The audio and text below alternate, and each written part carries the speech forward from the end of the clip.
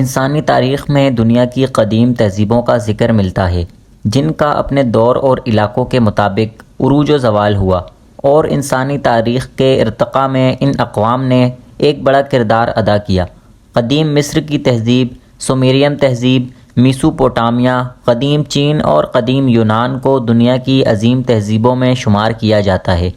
ان اقوام میں سے کچھ کا ذکر اللہ تبارک و تعالی نے قرآن مجید میں بھی کیا ہے۔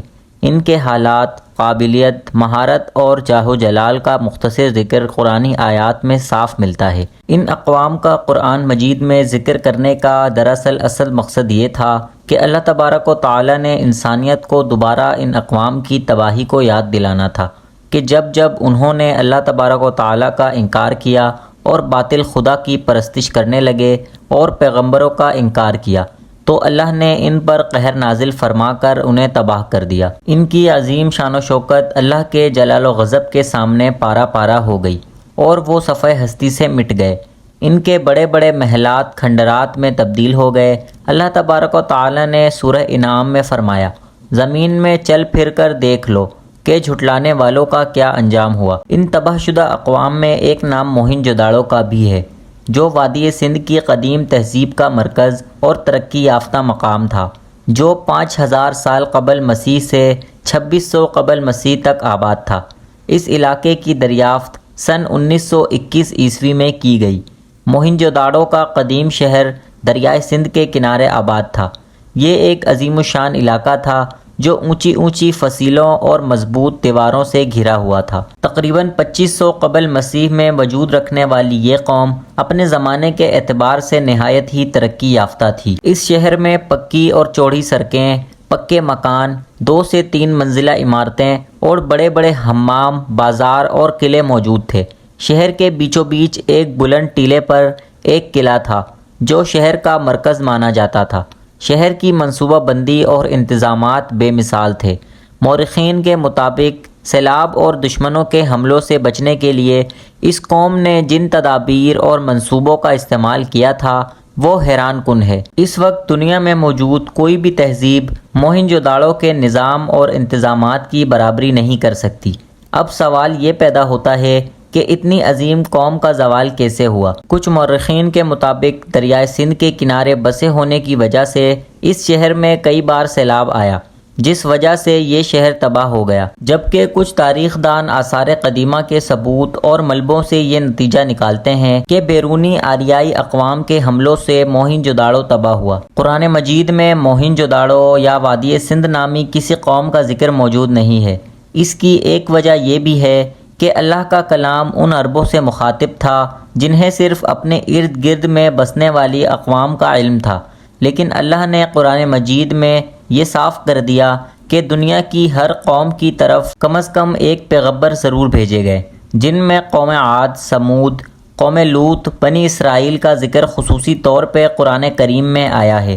اللہ تبارک و تعالی نے قرآن میں ارشادتاً کچھ قوموں کا ذکر کیا ہے جنہیں خاص ناموں اور القابات سے پکارا گیا۔ ان میں سے ایک قوم اصحاب الرس تھی جس کا ذکر سورہ فرقان میں کچھ اس طرح ہے، اور عاد اور سمود اور اصحاب الرس کو اور ان کے بیچ میں بہت سے ساتھ والوں کو ہم نے سب سے مثالیں بیان فرمائیں اور سب کو تباہ کر کے مٹا دیا۔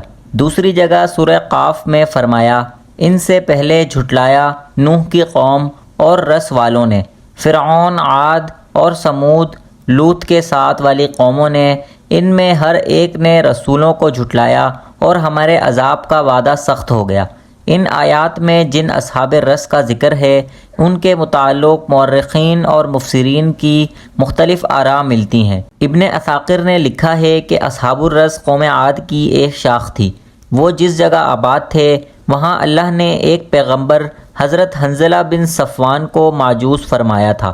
اس سرکش قوم نے حضرت حنظلہ کا انکار کیا اور حق کے منکر ہو گئے اور انہیں قتل کر ڈالا، لہٰذا اللہ تبارک و تعالیٰ کے قانون کے مطابق پوری قوم پر عذاب آ گیا اور وہ ہلاک کر دیے گئے۔ جبکہ علامہ ابن کثیر نے لکھا ہے کہ اصحاب الرس کے شہر کے بیچوں بیچ ایک بڑا کنواں تھا جس سے وہ کھیتی باڑی کرتے اور پانی پیتے تھے۔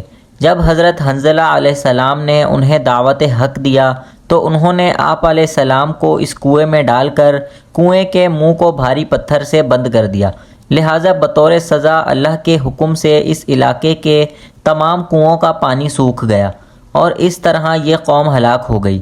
اس لیے اللہ نے انہیں اصحاب الرس کہہ کر پکارا ہے۔ جب ماہرین آثار قدیمہ نے موہنجو داڑو شہر کی کھدائی کی تو انہیں شہر کے اندر بے شمار کنویں ملے جس کی تعداد سینکڑوں میں تھی۔ یہ کنواں بہت ہی گہرا اور وسیع تھا۔ اب یہ کوئی اتفاق نہیں ہو سکتا کہ وادی سندھ کی اتنی ساری قوموں اور شہروں میں موہنجو داڑو ہی وہ واحد شہر تھا جس میں سب سے زیادہ کنویں دریافت ہوئے تھے، جبکہ ہڑپا اور مہر گڑھ کے علاقے بھی موہنجو داڑو کی اثر مند تہذیبوں میں تھے، لیکن موہنجو داڑو میں ان شہروں کی بنسبت 7 سے 8 گنا زیادہ کنویں کھودے گئے تھے۔ آثار قدیمہ سے یہ پتہ چلتا ہے کہ موہنجو داڑو کے لوگ بت پرست تھے۔ وہاں سے دریافت شدہ مورتیاں ان کے شرک کی گواہی دیتی ہیں۔ ایک حیرانی کی بات یہ بھی ہے کہ اس علاقے میں ایک سب سے بڑا کنواں بھی دریافت ہوا تھا جو شہر کے بیچوں بیچ کھودا گیا تھا، لہٰذا مورخین نے اس شہر کو دی سٹی آف ویلز یعنی کنوؤں کا شہر بھی قرار دیا ہے۔ ان ثبوتوں اور حقائق کے سامنے آنے کے بعد یہ بات بعید نہیں کہ یہ قوم جسے ہم موہنجو داڑو کے نام سے موسوم کرتے ہیں یہ وہی لوگ ہوں جنہیں اللہ نے قرآن مجید میں اصحاب الرس کہا ہے۔